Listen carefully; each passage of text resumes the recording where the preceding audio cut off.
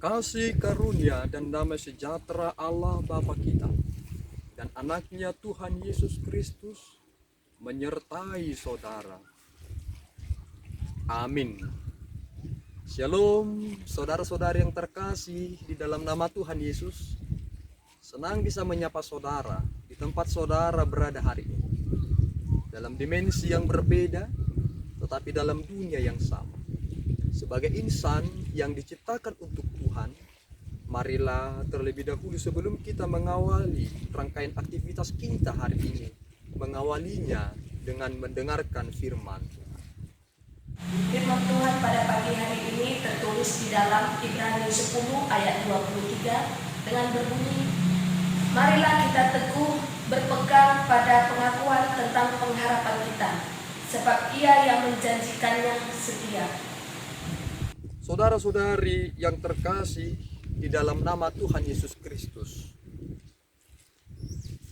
jika saudara memiliki rumah dan memiliki beberapa pintu, ketika saudara ingin memasuki rumah saudara, apa yang saudara lakukan? Tentu saudara membutuhkan kunci, bukan? Tetapi ketika saudara telah memiliki kunci itu, maka kunci yang mana akan saudara pergunakan? Apakah saudara akan mempergunakan kunci untuk kamar untuk membuka pintu utama? Saudara hanya membutuhkan satu kunci, yaitu kunci utama.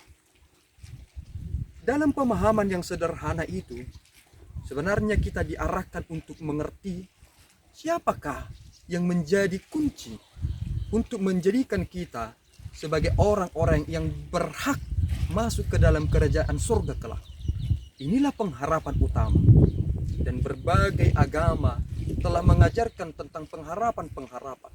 Tetapi, apakah kita sebagai orang Kristen telah menemukan kunci pengharapan itu sebagai kunci utama? Inilah yang disebut sebagai iman yang menyelamatkan. Siapa yang menjadi objektivitas dalam iman yang menyelamatkan itu? Iman yang menyelamatkan itu adalah Dia yang setia, yaitu Tuhan Yesus Kristus. Sehingga Dialah yang menjadi kunci utama untuk dapat melewati pintu itu, untuk dapat memasuki surga kelak. Di dalam iman percaya kepada Yesus Kristuslah kita telah menerima jaminan atas pengharapan kita. Inilah kesetiaan Tuhan. Tuhan tidak mengizinkan kita terbuang karena dosa yang telah membelenggu dalam diri setiap manusia. Tuhan mengambil kita dari sang maut itu, menjadikan kita menjadi pribadi yang sangat berharga. Itu semua terjadi dari Dia yang setia, yang telah membuka pintu itu melalui tabir oleh dirinya sendiri. Sehingga ketika Yesus mati, ada peristiwa penting yang dicatat dalam Alkitab, yaitu penghalang dalam tabut dalam bait suci itu telah terbelah menjadi dua. Sehingga itu menjadi suatu simbol yang menandakan bahwa tidak ada lagi yang dapat menghalangi kita untuk dapat hadir dalam kemaha kudusan Allah di surga kelak, karena kita telah dibenarkan di dalam darah Yesus Kristus yang menyucikan hati kita, yang menyucikan perbuatan kita, yang menyucikan kita dari dosa-dosa kita. Sehingga saudara, berpegang teguhlah pada pengharapan kita di dalam Yesus Kristus, karena yang menjanjikannya adalah setia. Ia telah setia bagi saudara, maka setialah bagi Tuhan.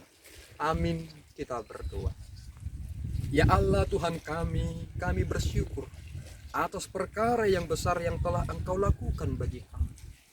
Engkau yang telah menjanjikan pengharapan, telah menunjukkan itu dengan kesetiaan yang sungguh luar biasa. Jadikan kami Tuhan menjadi orang-orang yang setia, melakukan perkara-perkara kami hanya mengandalkan Engkau saja dan demi kemuliaan Tuhan.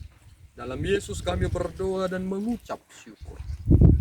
Anugerah Tuhan kita Yesus Kristus, kasih setia Allah Bapa, dan persekutuan Roh Kudus menyertai saudara. Amin. Tuhan Yesus memberkati.